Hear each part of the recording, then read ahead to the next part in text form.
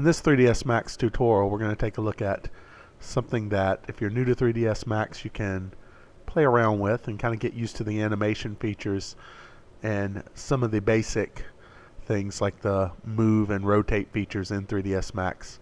First of all, I'm going to maximize the perspective realistic viewport here. I'm going to be sure my scene explorer is open, and I'm going to add what's called a biped. And a biped is a system that you can use to actually attach meshes to it and stuff, and actually draw characters for like video games, or you can even draw it for like 3D printing and things like that. Let's see, and I actually got 2 in there. I'm going to delete 1. I just want 1.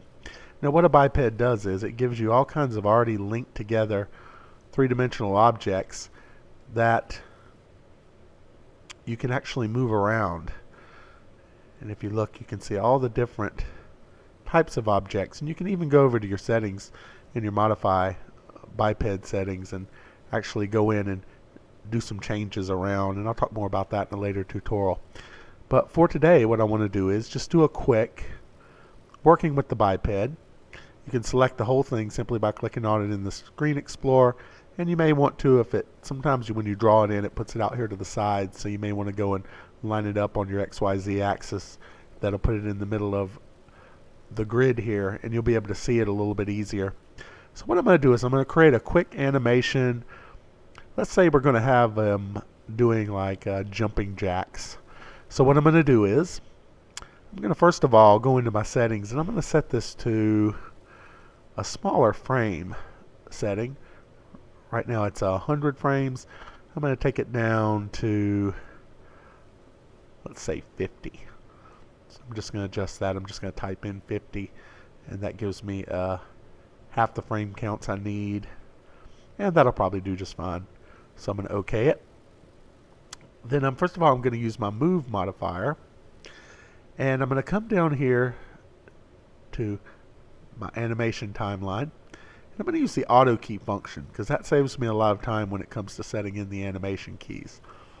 So the first thing I'm going to do is I'm going to click on auto key, and the first motion, of course, in a jumping jack would be to raise the hands up. So I'm going to select on just the hand, and then I'm going to move this forward a couple of frames, and then I'm going to extend the hand out over the head, and I'm going to do the same thing with the hand over here.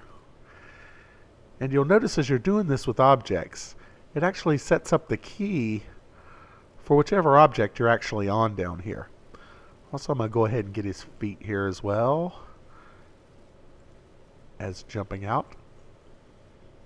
Okay, and then I'm going to move it forward a couple of frames again and bring it back in. I might need to adjust that a little bit.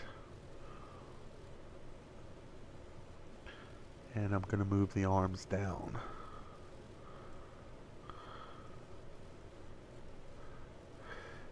You can also go in and edit these things and change them around some as well as you like. And I can also have another very basic move, kind of dance move, is I can come under here. I'm going to move it forward a couple of frames again, and I'm simply going to have him stamping his foot. So up, in, down, up. So as you can see, it's just like hand-drawn animation. I can move it in and out.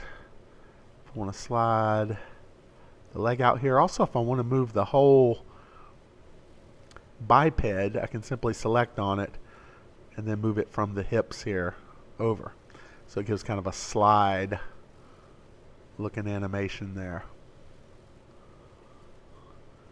Once again, it's setting this with all the keys, and I can do what's called scrubbing and scrub it back to actually see through my animation. So I'm going to very quickly finish this up so I can do a final animation here. I'm just going to have him given a wave here. So once again, I simply go back and forth as I set the keys up for the animation. Now, in addition to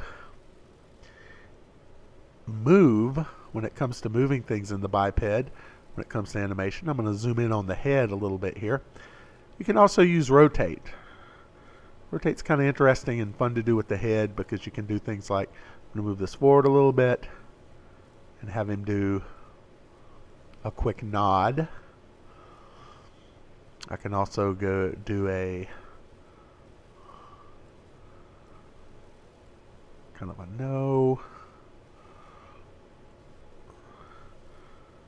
Have him hang his head down. Tilt it a little bit.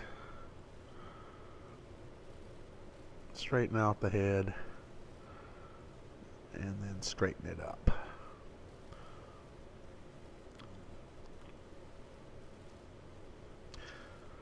And then when I deselect this so I can see it a little bit better and I scrub it, you can see the head movements in it. So I'm scrubbing the animation back and forth here, and then I can zoom out, use my hand to kind of center it up a little bit, and then I can play, and it'll actually play through all 50 lines of animation. Now I can actually edit individual keys and things here. It's kind of hard to see sometimes, so you kind of have to click on it, but you have to be sure that you have whatever you want to put the keys in for. Notice that the two keys it operates on are the keys right here, and you can click on these and select them and delete them, and even add keys manually if you want to. Another thing is, once you get the animation the way you want, you probably want to turn your auto key off. That way you can go through and choose the various motions. I can also select the whole biped, and if I kind of highlight this, you can see all the different keys on the timeline there. And you could do that with any part of the biped. Like say if you wanted to get the hip swing in here, I could turn on my auto key, note where I am in the timeline, and I can get a hip motion going there. This would be good for like dancing or having my character riding a bike. And once again, this is just a fun way to kind of play around with 3ds Max and learn how to animate things before you start getting into the more complex things like adding meshes to animations and things like that.